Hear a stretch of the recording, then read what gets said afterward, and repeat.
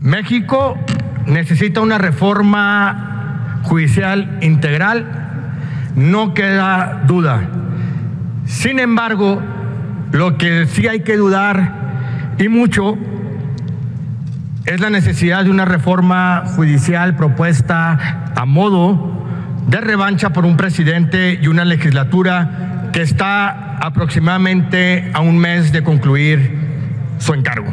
Por ende, pues la independencia judicial no tiene que ver con el trabajo previo o con la labor que desarrollaron las y los ministros. Se habló aquí sobre una labor de más de 30 años del ministro Lainez, pero omitieron un detalle importante: fue consejero jurídico adjunto de dos presidentes de la República, uno del PRI y otro del PAN. Habría también que señalarlo. Entonces, ¿hay partidización y politización con la integración actual? ¿O solamente existiría con la elección libre, secreta y directa en las urnas?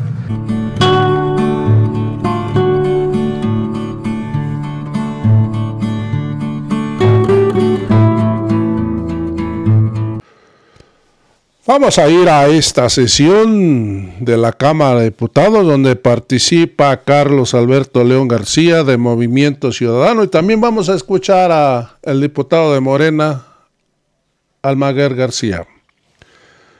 Aquí el diputado de Movimiento Ciudadano dice que hace falta una reforma más integral donde estén las fiscalías de los estados. Amigos, el señor tiene razón. Lo que no tiene razón es que se pone a criticar que en el 2020 Arturo Saldívar impulsó una reforma al Poder Judicial que no funcionó, según él dice. Lo que no dice es que Morena no tenía la mayoría calificada y por lo cual no pudo modificar la Constitución. Solamente se modificó por medio de leyes secundarias que llegó a la Suprema Corte de Justicia y las tiraron. Para empezar, que no se nos olvide que quedó asentado en la Constitución que no debe de ganar ningún funcionario más que el presidente, y los ministros de la Suprema Corte de Justicia no lo han respetado. ¿Y por qué no lo han respetado? Porque no fue una votación de mayoría calificada donde hubiera quedado asentado bien en la Constitución, bien claro. A eso se han basado. Vamos a escuchar a este señor y después vamos a escuchar al Almaguer García, donde les dice que no sean cínicos, porque hoy andan diciendo que si hay elección de ministros, jueces y magistrados, se va a politizar y que seguramente van a ser de Morena. Amigos, vamos a ir a la contestación que le da el diputado Almaguer, pero antes vamos a ir a la participación de Carlos Alberto León. México necesita una reforma judicial integral, no queda duda. Sin embargo, lo que sí hay que dudar y mucho es la necesidad de una reforma judicial propuesta a modo de revancha por un presidente y una legislatura que está aproximadamente a un mes de concluir su encargo. No nos mientan, esta reforma no tiene por objetivo mejorar el acceso de justicia en este país. La reforma no toca las fiscalías, no otorga facultades y condiciones dignas de trabajo a las policías, no fortalece las defensorías públicas para que toda persona pueda acceder a la justicia. Estos son los grandes temas pendientes de una reforma que solo busca modificar la forma de selección de los jueces. Apenas en el 2020 el presidente de la República presentó una reforma al Poder Judicial, orquestada por el propio exministro Arturo Saldívar. Recordemos que, a decir de su propio creador, esta reforma solucionó todos los problemas al interior del Poder Judicial. ¿Por qué entonces proponer una nueva reforma a escasos 4 años de la anterior? En Movimiento Ciudadano sabíamos que era una reforma deficiente. Y mientras la vieja política aplaudió con Morena, Nosotros evidenciamos que aquel albazo era insuficiente para cumplirle con la justicia a los mexicanos. ¿Por qué promover una reforma tan trascendental a pocos meses de que el titular del Ejecutivo concluya su encargo? ¿Por qué imponer una agenda a una nueva presidenta y a una nueva legislación? Dejémonos de simulaciones. Si vamos a discutir una reforma judicial, entremos en los puntos finos, a esos que esta reforma insiste en evadir y que son las causas de que miles de mexicanos hayan perdido la confianza en la justicia de este país. La impartición de justicia es una de las tareas más importantes que deben de llevar a cabo en nuestro país. Las y los juzgadores deciden sobre el patrimonio de las personas, sobre la guardia y custodia de menores, incluso sobre la libertad de las personas. De acuerdo con un estándar internacional establecido por la OCDE, debe haber 65 personas juzgadoras por cada 100,000 habitantes. Pero en México tenemos solamente 4.4 por cada 100,000 habitantes. Es decir, existe un déficit de 61 jueces y juezas por cada 100,000 habitantes. No tenemos suficientes personas juzgadoras. Por otro lado, se ha querido solucionar en este país todo con cárcel. Sin embargo, no se atiende la raíz de los problemas. Al cierre del 2022 había 110,000 personas que no contaban con sentencia, que se encontraban en prisión preventiva o que aún no contaban con una sentencia definitiva. La sobrecarga de trabajo ha retrasado la impartición de justicia. No es posible que haya personas que deban pasar más de 17 años en prisión preventiva esperando que se les dicte una sentencia. Tampoco es oportuno que las defensorías públicas de nuestro país continúen rebasadas con su carga de trabajo. El acceso a la justicia debe ser para todas y todos, no solo para quienes puedan pagar una asesoría jurídica. A manera de reflexión, por una verdadera reforma judicial que sirva, quisiera preguntarles: si se quiere democratizar el poder judicial, ¿por qué no explorar la posibilidad de incluir jurados que sí hagan contrapeso? ¿Cómo podemos hacer más ágil el proceso para levantar una denuncia? ¿Cómo podemos apoyarnos en la tecnología para que eso pueda suceder? Yo les pregunto, compañeros, ¿tienen ni idea cuánto costará esta reforma? ¿Es necesario realizar este gasto cuando se pueden destinar este dinero a la construcción de escuelas, compra de medicamentos y o programas sociales? Compañeras y compañeros, el Movimiento Ciudadano estamos y estaremos siempre abiertos al diálogo de la mano de las y los expertos.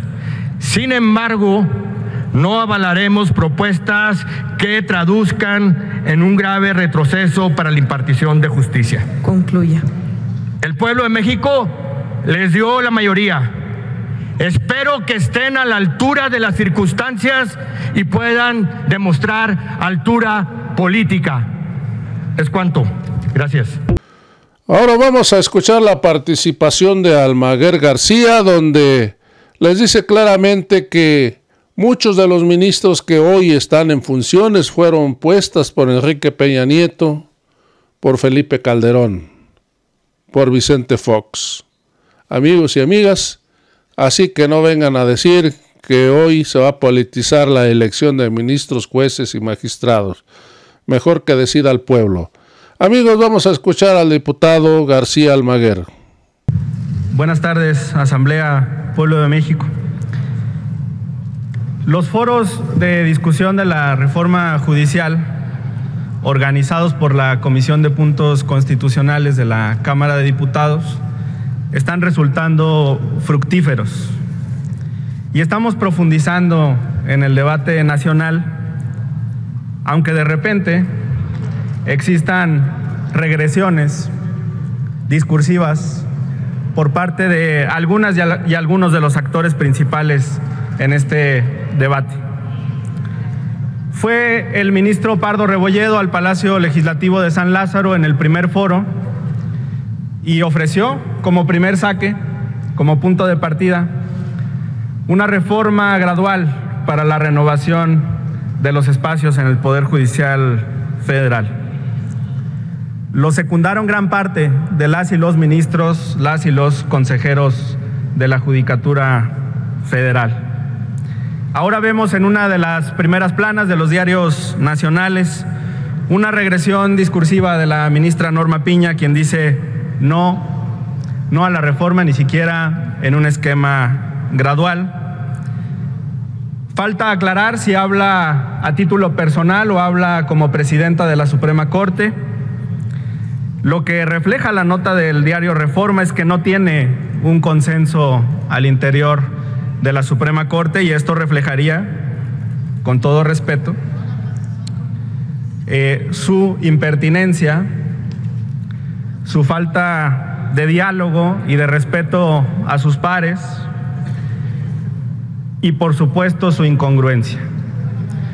Incongruencia porque en un diálogo, en la clausura de sus diálogos, el lunes ofreció precisamente hablar sobre esta reforma, pero ahora en esta regresión ni siquiera asume el punto que su par, el ministro Pardo Rebolledo, llevó formalmente al Palacio Legislativo de San Lázaro.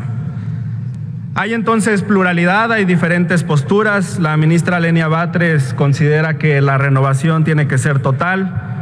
El ministro Pardo considera que tiene que ser gradual, y la ministra Piña dice ni gradual ni total, ninguna renovación por el voto popular.